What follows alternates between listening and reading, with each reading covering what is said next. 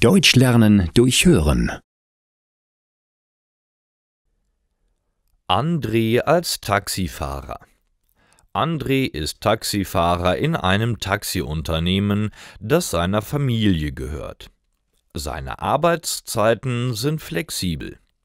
Manchmal fährt er früh morgens, manchmal spät abends und manchmal den ganzen Tag, je nachdem, wer gerade Dienst hat.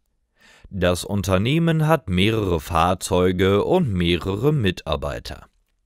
Das Wichtigste an seinem Job ist es, sicher zu fahren. Die Kunden, die im Taxi sitzen, müssen sich sicher fühlen.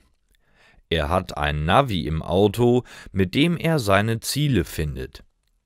In seiner Umgebung findet er sich aber auch ohne Navi zurecht. Wenn er einen Anruf bekommt, fährt er zur angegebenen Adresse und holt die Fahrgäste ab. Die meisten Fahrgäste sind nett und machen keine Schwierigkeiten. Aber es gibt auch ziemlich unhöfliche Leute. Besonders schlimm findet er es, wenn er Betrunkene von einer Party abholen muss. Schon mehr als einmal hat sich jemand in seinem Auto übergeben. Dann muss André hinterher sauber machen.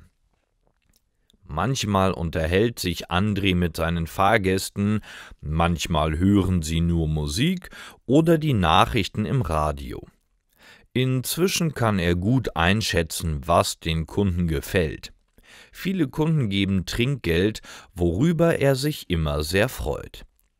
Neben dem Fahren ist auch die Wartung des Fahrzeugs wichtig.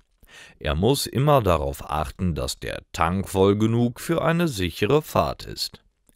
Außerdem muss er es mehrmals innen und außen reinigen, denn kein Kunde will in ein schmutziges Taxi einsteigen.